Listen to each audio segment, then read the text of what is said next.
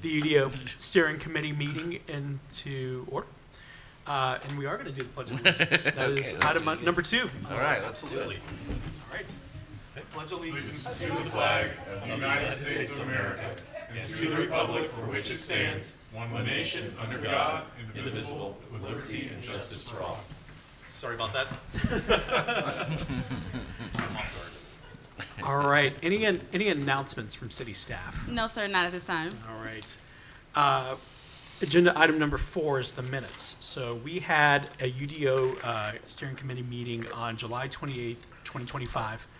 The packet for tonight's meeting went out with those minutes. Are there any additions or other adjustments to make to those minutes? Nope. Do we have a motion to approve the minutes from July 28th, 2025? So moved. In a second? Second. All right. All those in favor of adopting those minutes from July 28th, 2025? Say Aye. Aye. All right, passes. Any presentations? No, sir, not at this time. All right. This may actually be a good time for me to actually do a very short a presentation that we've done in the past. So again, I know that we have 2 new members that are part of the steering committee this evening, and they asked a very good question of, what is this? So to give you a little bit of background, for just over a year, this steering committee has been has been in existence. We had a lot of conversations leading up to the creation of this, though, and actually, this is actually the second steering committee. There was I got one. I'm good to go. Thank you. So, but I'm getting ahead of myself a little bit. Let me back up and actually explain what this is a little bit.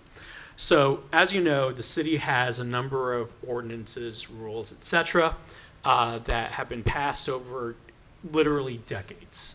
And a lot of those ordinances, a lot of those rules were very much of their time, meaning that they have things like referencing fax machines and having other things in those ordinances that are just not up to date with where we are in 2025.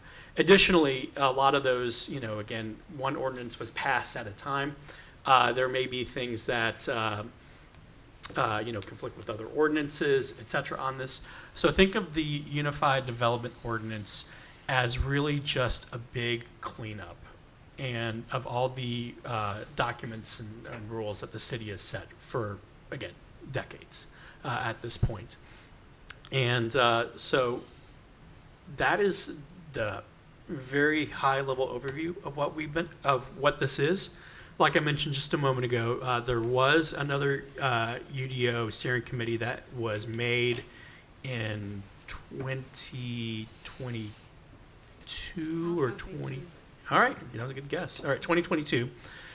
They had one meeting, and then they didn't move forward from that because I think that I don't want to put words in their mouth, but I think that they saw that this was a very overwhelming project. And admittedly, this is a huge, huge project. Because, like I said, we're organizing documents and rules and ordinances that have been for decades at this point. So we took it upon ourselves within the Planning Commission to, in accordance with city staff and also with city council, to form this committee, the steering committee, as the second UDO group.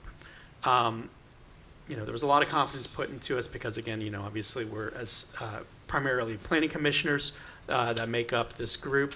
We have a very good idea in terms of the ordinances. Obviously, we're already volunteers for the city as well, so that's a big benefit as well. They can tap into that. And so again, this was formally created in I think October of 2024, maybe November of 2024, around that time. I've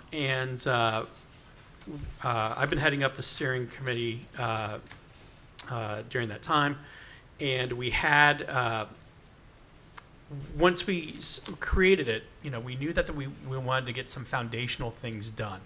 And the presentation I'm going to go through right now, as the title says right there, is from May 15th, 2025. And this was the first formal check-in that we did with City Council after we had formed the steering committee and wanted to let them know what we're up to.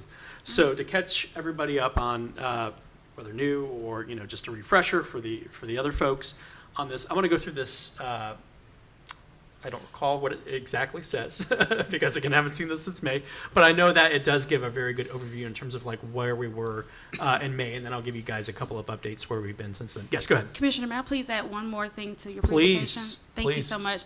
From staffing side, if I can add to you what this does for us, we have about 6 separate ordinances that we use for land development. The challenge that we have with that is that not all 6 are talking to each other. So one may say to go left, the other may say go right, and the other just saying go straight. So we're having challenges like, which do we follow? We're actually looking at a sign ordinance now that's doing that same thing, where one section or one separate ordinance is saying, no, you can't have a roof sign, and another says, but you can if you call it this and put it here. So that's what this UDO will do, is allow for the 6 separate ordinances to have conversations with the others to turn into one file.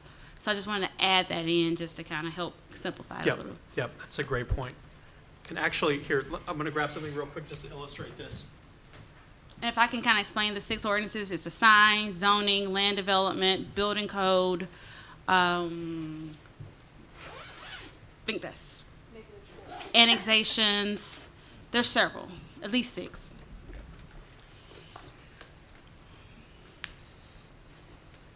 All right, here it is. Okay, because I'm really cool, I carry around with me not just the city comprehensive plan, but also the Unified Development Ordinance for Fayetteville. This is what they made. They finished it. They finished this in May 4th, 2023. This was last revised on October 10th, 2024. They actually came in and spoke at a UDO meeting on this. The staff, correct me if I'm wrong on this, the staff made the UDO, Correct. which was an immense task Right. on their end, and they did a fantastic job on this. But I'm actually kind of lying to you as well, is that I'm saying that this is the Unified Development Ordinance. This is the table of contents. No. So this gives you an idea as to how big this project is, because this is just all the things that go into it. And again, like city staff was saying a moment ago, this is going to make one huge document that is going to be easy to reference. It's going to be cleaned up, et cetera, on that. I'm incredibly impressed, and forever will be, that Fayetteville and their staff did this. We are actually going to be talking in a moment about bringing in additional resources to help with this. So, again, to relieve city staff from having to do a project like this, and as well as us, because I think we can all say is that, we're not experts at, cleaning up ordinances on this. Again, we're volunteers, and obviously city staff is swamped on this. So we're going to bring in additional resources, which I want to talk about in just a moment. But with that, any other questions, comments before I dive into this deck from May 15th? Go. Okay, cool. All right, so we went to city staff, and we first just recapped who we were at that time. Again, the primary team members was listed on the left, and we also just said as well that, and again, those were for the some of us were the planning commissioners at that time. Ray Liotta and Brett Haynes were not, but the support team members as well. We just wanted to be really clear when I went out in front of city council to say that it's not just the team members that are making up the steering committee and also moonlight as planning commissioners, but we also want to work really closely with the city planning staff, city manager, city council itself, and the mayor, et cetera, to make sure that all of us are working together on this. Like I said a moment ago, City Council did approve the creation of this in November 2024, not October, like I was guessing earlier. We also, when that happened as well, they granted us access to 2 things. Number one, to city staff to help out with this. And city staff overall has been really good in terms of helping out with this, which we're going to talk about more in just a moment. And then as well, we also have a Microsoft Teams channel, where we are storing files and we're hosting all communications on that. We can talk a lot more about the details on that. But the idea is that everything that the steering committee does goes through that channel on there, because again, we want to make, we're talking about city business. We want to make sure it's all logged. We don't want to have conversations outside of official channels. the sunshine laws and all that good stuff. So everything goes through that. So now that we have access and that all of us, when we talk about UDO business outside of the meetings, it's there. So what we accomplished as of May is we really wanted to make sure that we're doing all the foundational stuff. And this was the phase one of everything that we're doing. The first thing that we did is we defined our mission statement, just made really clear what we were doing on this. So we said that the UDO for Peachtree City consolidates zoning, land use, site development, and building regulations into a single accessible document to enhance clarity, improve efficiencies, and support sustainable growth for residents, developers, and city officials. We also defined our goal through expert collaboration and public engagement. We will develop and implement a comprehensive unified development ordinance by the end of 2026. That's going to change. That consolidates existing zoning, land use, site development, and building regulations into a single document. This was our original timeline as of May. So the phase one was setting the UDO foundation that was going to go through January 2025 through June 2025. I will say that we did get a vast majority of that done, but I'm going to talk about the things that still need to be addressed from that, which ultimately led to the delay in this phase two, to creating the initial UDO draft, which was supposed to begin in June 2025 and go through October 2025. Obviously, that's passed on that, and I'm going to explain a little bit more. Actually, I'll go ahead and explain it. I'm not sure if this deck is going to do that or not. But the idea was that we would use the foundation, again, to set really, of course, very basic things in terms of like what the group is and what we were looking to accomplish and all that. But we were also using the foundation as well to gather documents because, again, we have a number of ordinances, a number of rules that need to go into this ultimately final product for us. And we were working with city staff. City staff was helping pull together a vast majority of that. We'll talk about where we are with that in a little bit. But also we were proposing during that foundational period to also begin to seek out a consultant to help with the actual creation of what would be the final UDO for us, which we did not accomplish, but we're going to talk about more tonight on that point. Then again, the initial UDO draft was, the idea was that, I will say this, we do have an initial draft done of basically our version of this, which is the table of contents on this. It's admittedly messy, but it at least exists in terms of us for the documents that we had available last May of, again, being like, here's what a UDO would look like just from an organizational and structural perspective based on what we've already found. And that table of contents was, I want to say, 107 pages already by itself. Yeah. Maybe off by a few pages, but that's basically just that was it. And the idea was that we would have basically going into June 2025 through October 2025 is having that table of contents, which again, really exists, but basically just putting all of the ordinances and all the rules and regulations that ultimately go into the UDO underneath that, so that way we could at least claim and be like, we have an initial draft that's there. And then the idea was for finalizing the UDO to go from November 2025 through the end of 2026 to basically then organize it, clean it up accordingly, et cetera on that. So the initial draft was absolutely going to be very, very messy, but we were going to spend over a year and some change in order to actually produce that final document. So that was the idea on this. Oh, we also set up a website, so that exists right there.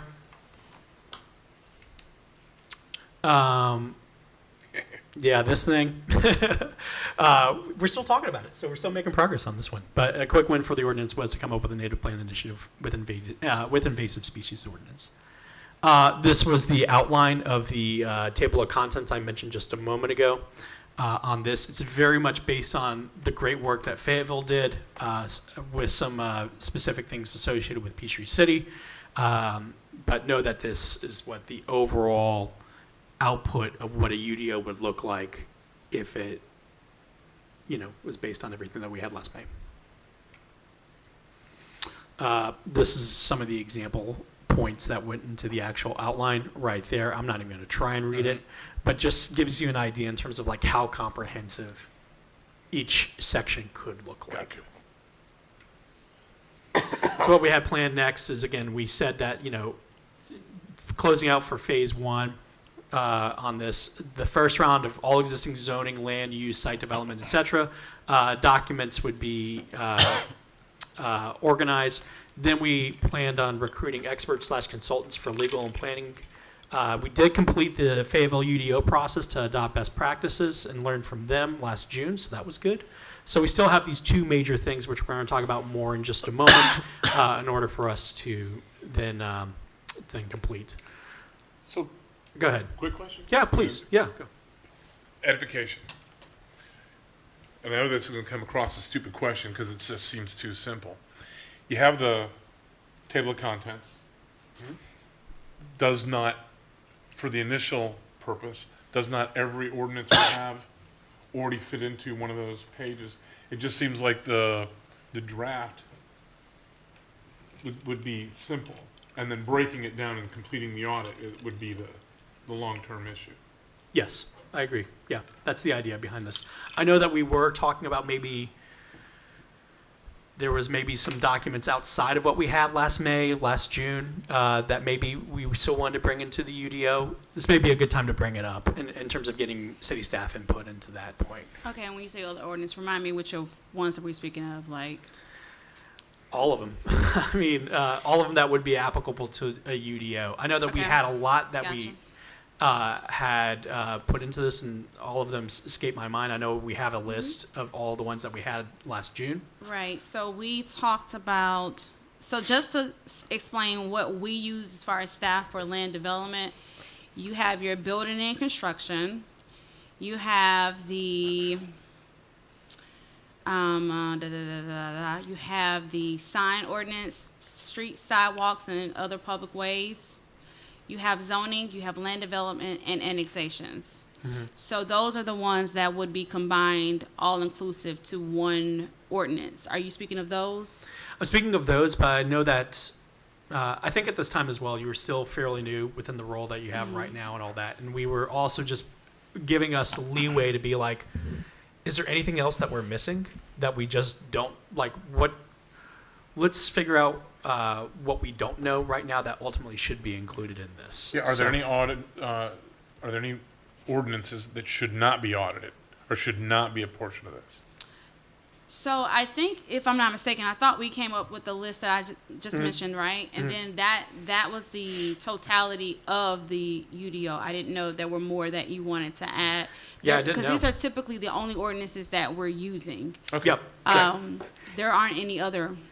I mean, again, based on what you're saying right now, we have that list Yes. finalized in terms of what should go in the UDO. And if we have it all identified, and then to going back to what you were saying, pop it under the table of contents, and then we have the first draft. Okay. Yes, that was the idea behind this. Okay. Yeah. Right, but there's that piece that I mentioned, if I can just add to that as well, where the different ordinances were drafted all separately, so none are listening or talking to each other. Right. So the challenge that we're having is that it's hard to enforce some pieces of the ordinance when there's one that says one way and the other that conflicts and says another. No, I grasp that Yeah. part. Right, Yep. and which is where that consultant will come in really well, because they may have that legal background or that ability, one, to read the code in totality for each of the individuals and see where the conflicts are. Yeah, because we put making this up as I go, but if we put everything under signs, there could be something that covers signs In the over another one. zoning. If we don't, Yep. if you look at one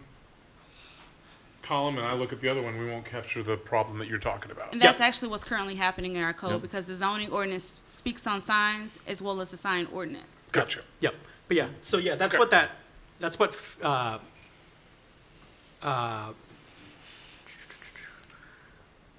that's what really what this whole phase was to do, which was to go in and clean it all up. Gotcha. But it sounds like that we've at least, I think, we've never definitively said like we have identified all the ordinances and rules that would go under the UDO. But hearing you tonight, it sounds like yes, we've got that. Yes. Then I would say that very top row right there, that is accomplished at this point from phase one. And then the only thing that's out of phase one at this point that's not been accomplished is that second row. Gotcha. Which is So- the consultant. So question, where and when do we address ordinances, I guess, that either need to be updated, because we know, and as well as ordinances don't currently exist, that we know we've identified a few already. And I know some of that is from the recreation, some's from transportation, that we know need to be eventually pulled into Right. the UDO. Right. So the way this works, once we've identified the actual drafter of the code, there's a conversation that's had as to what we're looking to have, what are our intents. That's that first initial meeting. They'll meet with the public as well, but as committee, I guess, overseers of this file, you'll identify those things that you may want to see. They're going to meet with council. They'll meet with the public. That list will be drafted as to what codes there will be. Council, of course, will agree that this list is the valid list that they would like to move forward with. And then from there, they'll either draft the code or ask staff to draft the code. And then from there, they'll place it inside of the file for the adoption. Okay, Yeah. perfect. Yeah. Okay. Okay, so that's phase one. And something we're going to talk about tonight, the consultant, again, last May went in front of city council, the side's blank. I think I just swinged it and really just said, like, again, like, I think I said, like, we're volunteers. We're not experts in terms of making a document like this. City staff is booked as well. We wanted to bring in a consultant and an expert to really just pull this all together. That was the point that I made on this line. And then from there, saying, like, okay, after we have the table of contents and the documents identified, is then being like, you know, making sure that everything is put together. Again, this is basically just mesh it all together. It doesn't need to be looking really good. And then, like Scott was saying a moment ago, then how do we actually go and add in the additional things as it makes sense, and also all the additional changes? That top row is carrying a lot of weight. That's really just saying, like, we're just going to do all of that at that point. So that was the plan. I don't know why I have this twice. Oh, no, it's so long. Because, again, we're also giving updates to city council, which we haven't done since May, but again, we haven't made a lot of progress on this, so it's probably fine. But also, you know, making sure that we are checking in from a legal component standpoint, making sure that we are adhering to all state and federal laws. And as well, we also want to have at least 2 rounds of public education sessions and public input into this as well, which we would then host and address accordingly from there. And then the idea, again, our original deadline was December 2026 on this. But obviously, we're not going to meet that, which is okay.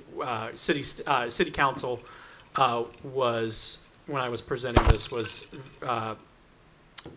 point blank asked me and said, December 2026 is incredibly aggressive on this. Do you think that you guys can meet this? And I made the point of being like, you know, it's better to say have a date that is aggressive than not having anything at all, because again, at least it gives us something to work towards, and ideally motivate us to try and complete this sooner rather than later on it. So that way this thing just doesn't languish forever at this point. And then I made the point as well as said, like, we can always change it. This plan is a living plan. It can adjust based on what's happening and what we're able to accomplish. So that's where we are with that. And then I wrapped it up from there. That was a whole bunch of stuff, and that was really just to catch everybody up on everything or introduce what we're doing tonight. Perfect. Any questions? Yeah. Yes. All right. That's the project, though. So with that, the 2 major things. Sorry, let me. I closed the agenda. That was the presentation component of tonight. For new agenda items, you know, there's 2 things. Updates from the UDO steering committee chairman, and then number 2, the planning and development director discusses potential planning for consultants. My updates, just to address the first one, nothing major. Obviously, again, we've been in touch, even though the last major meeting was in June for the UDO, we've been Right. infrequently in touch on this Right. in terms of understanding, like, again, like, number one, where do we stand with all the documentation and making sure that we feel like we've got everything identified that should go under the UDO, which check, you feel really good about that. So I think we can say that point is done. Right. And then the other one that's been very outstanding is, again, the consultant on this, because, again, we really need some help with that. Right. So those are the major two things that we have right now. And with that, I think it's a good segue to point number 2, which is Got it. update on the consultant.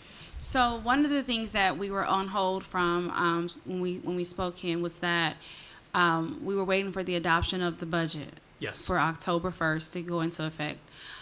So once that took place, we then identified what we wanted to present further, and I believe I informed you that the consultant was really what I was pushing. And the reason for that, I think you hit it right on the head. When it comes to availability, there's a lot on staff's plate at times, and this will be a minimum of 300 pages of a file. I've seen some ordinances go as large as 700 pages. So that would be very much one that's very large, very inclusive with what to, how to. We're asking for a lot of illustrations because the better the example, the easier the job for us. And so this file that we felt would be very great to have as staff is going to be one that I believe a consultant would be very much, I don't want to say pruned, but I'll say best to do, because they may have done several of these from several different organizations. They may have an opportunity to have the expertise that we as far as staff do not have, or maybe even time. So with that, I had gone to the city manager and shared that thought, and I believe you and I had met and talked about that as well, about a consultant. And so he was supportive of that, but he's saying that he believes that we should identify a consultant and then we'll go from there. And so in speaking with the procurement manager, she shared that the best way of doing that, of course, is an RFP. I am a huge fan of RFPs because it keeps the process very clean. It makes it so that everyone hears the same thing at the same time. And the process is very outlined and detailed. So I have drafted a scope of work that would be included inside of that RFP. Of course, I wouldn't share it in the, conversation we're having here, because that would open it up to the public to kind of see it before it's released. But it gives an idea of what that project would include, going back to some language that I mentioned, where it would have, it would give an opportunity of there being citizen involvement, elected officials, of course, involvement, that scheduling, asking for illustrations, images, photographs, diagrams, tables, you name it. One of the things that we struggle with in the use of the UDO, if a use comes to us, I'm asked several times in a week, hey, can this use go at this location for this zoning? As a zoning administrator, that's a tough space to be in, because if the code doesn't spell it out, I have to go off of my translation. That's a tough seat to be in, to give a yes or a no for something that could be a lot more illustrative to the yes or the no for us. So that would be what that file does. In addition to that, it identifies any of the social media components. Public involvement is huge, and ensuring that this file will include individuals, notify them, giving project updates and outlines. That individual will manage that social media platform, ensuring that there's a smart code component to the UDO, and just ensuring that the code has very much identifications on what site, setbacks, transitional yards, et cetera, would have. And then lastly, final copies that will be approved and adopted by council. I had given an 8-month time frame to draft the code, but then additional 4 months in there to allow for there to be public hearings and adoption, so a full 12-month. So I've shared this scope of work with the procurement manager. She's going to enlist it inside of a final file, and then we'll go ahead and release it earlier in the upcoming year so that we can begin that project. But I'll wait to hear from you all to see what direction you want to go in. Are you comfortable with the release? Are you comfortable with that, once of course, the actual files come back from the RFP, of course, you all will see those files, you'll review those applications, those proposals. You'll identify, who you believe to be the best amongst them. We'll decide and recommend that over to council for their deciding. Question about the statement of work. Were you able to use a pre-existing template like Fayetteville's, or did you have to do it from scratch? So there are several ways that we kind of identify that. Of course, we have existing RFPs that we just include a scope of work. So what I identified was at least, I think, 3 or 4 different municipalities that were doing something similar. We did not use Fayetteville's. I don't know where theirs is because, well, they didn't because they had They did it staff. themselves. Yeah. So there were 4 different RFPs that I pulled from different cities that kind of pulled the language that I liked or added more that I know we've talked about to see how we wanted to kind of give a little bit more explanation. Laura will tell you she wants illustrations badly.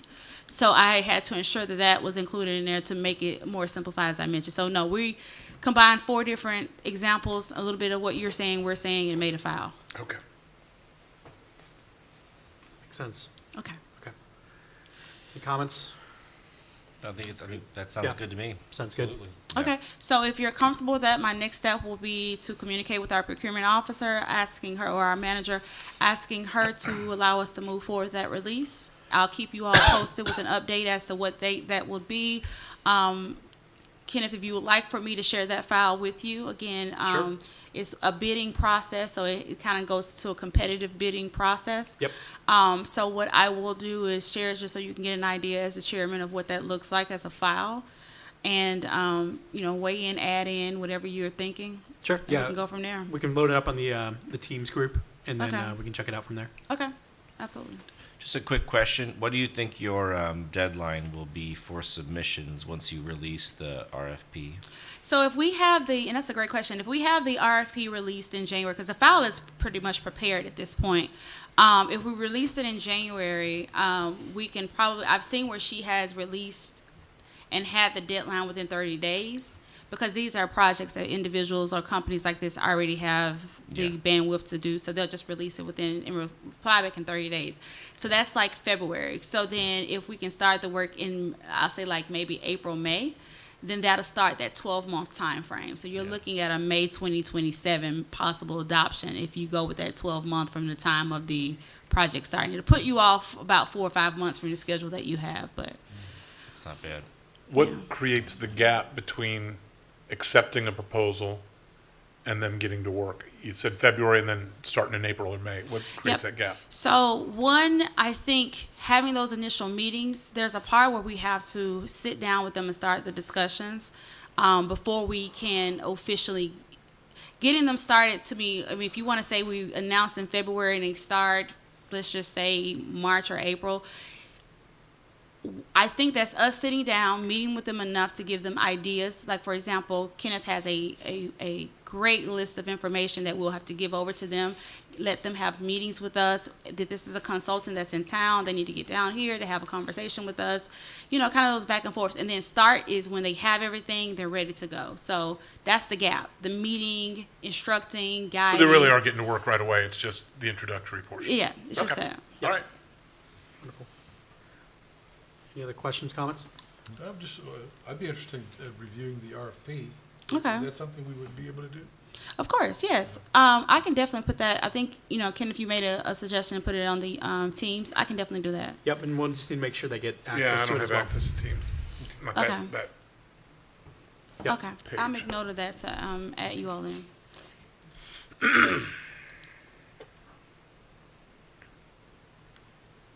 Okay. I think it's a really good plan.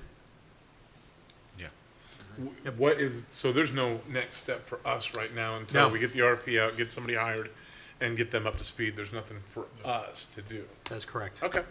Yep. I think you've all have done a great job already. You've already given a file that the consultants can use to know what direction to go in. They'll present back their findings, their direction. They'll read over our codes. They'll come back and give us an idea of what the work looks like ahead. So you'll then know whether that timeline of 8 to 12 months really works for them, which I hope and pray it does. Because we are in desperate need of the file now. When I say desperate, I mean more so on the one that we want to have a file that we can easily understand and use and explain to our residents and our customers, because the more we can be a lot more illustrative to them, it helps with the construction/permitting processes, or even the ordinance processes of, like, when an applicant comes to you, they're clear on what they're asking for, as well as you being clearer to understand if the code allows or not. You know, so I think that's something that we're wanting to be at. We're wanting to be at that point. No, the reason for it is clear. Yes. Yep. Yep. All right. Any other questions, comments? All right. Very good. All right. Do we have a motion to adjourn? So moved. All right. Second. Second. All right. All in favor of adjourning? Aye. Aye. All right. Nay. Motion been-